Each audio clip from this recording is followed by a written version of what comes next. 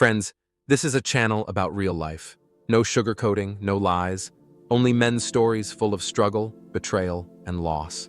It's about those who life knocked down, but who still found the strength to rise and keep going. If you seek honesty, strength, and inspiration, you're in the right place. He once had everything that many would call happiness. A home that always smelled of warm bread and morning coffee.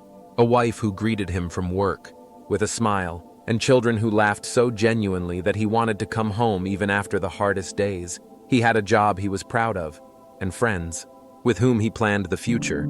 It seemed to him that life had finally become solid, like a house built stone by stone. But there is one truth rarely considered when everything is fine.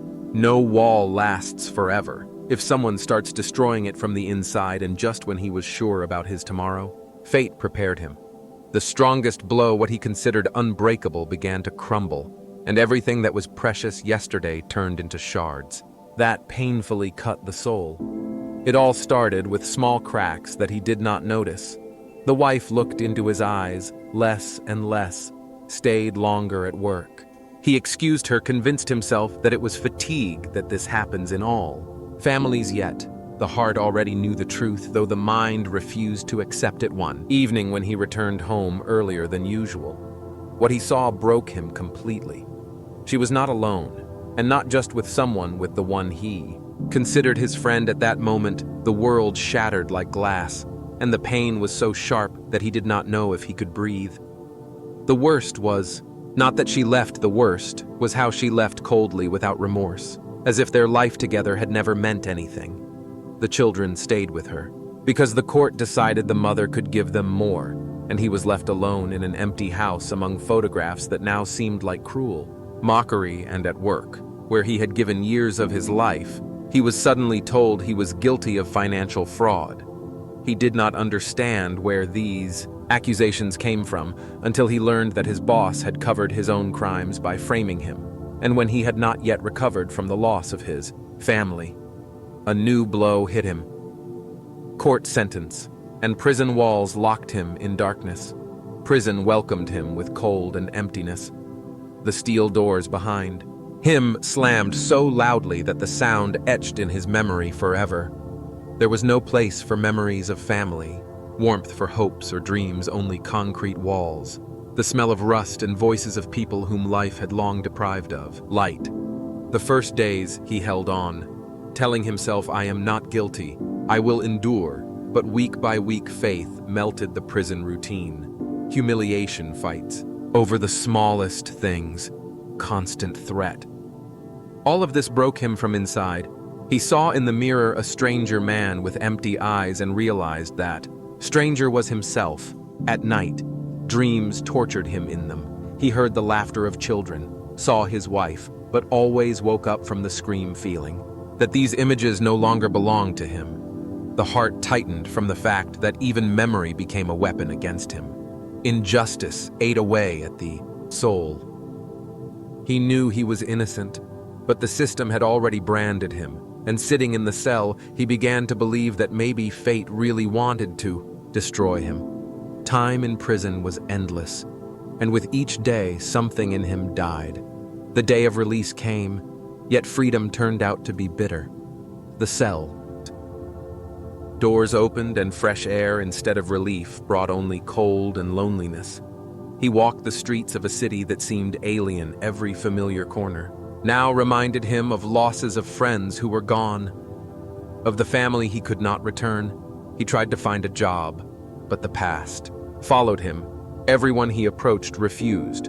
We cannot hire someone with such a record, and even those who once called him a friend looked cautiously, not knowing how to deal with a person. Fate had broken like this. Every day seemed endless. He returned to an empty room where no one waited, and tried to find something that would give strength to move on. But everything around was silent, and the heart that once beat with hope now tightened with pain. And just when he thought all was lost, when every step forward seemed futile, he noticed a small spark. Something inside whispered, "You are not done yet. You can rise." This spark was weak, barely noticeable, but enough to awaken the first breath of will after long months of darkness. He began with small steps at first, just going outside, looking at a world that seemed strange and unkind. Each day he tried to do something. For himself, cook food, restore his physical shape, learn to feel again. These little things became the foundation of his strength. Gradually, he began to talk to people who also knew what falling and losing meant. He listened to their stories, shared his own, and felt hope slowly returning each conversation. Each small success fueled his belief that even after what happened, life had not ended. He began looking for a job. At first refused again.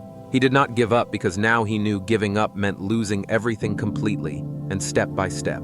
He found those who believed in him, who gave him a chance to prove that a person can change and recover. It was a slow process, but it taught him patience, strength, and the ability to forgive.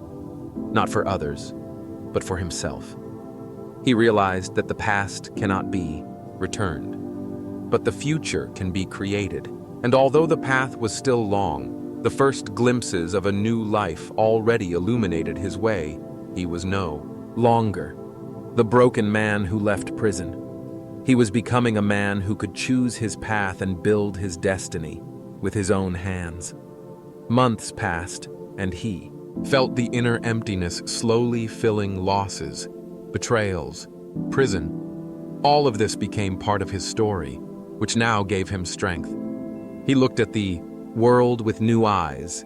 Before he saw only pain and injustice. Now, opportunities and chances, he restored relationships with some friends who stayed by his side. He found a meaningful job and began helping others who found themselves in similar circumstances. Each small step toward the world strengthened his spirit. He no longer waited for someone else's justice or a chance from fate. He himself became the creator of his own life, and although the past remained in his memories, it no longer controlled his present. This story is not about wealth or fame. It is about the strength of spirit, about the resilience of a man who lost everything but did not lose himself. He learned to rise after the darkest falls and write a new story, which now is controlled only by him, and this rebirth became the most valuable treasure of his life, inner strength that will never break.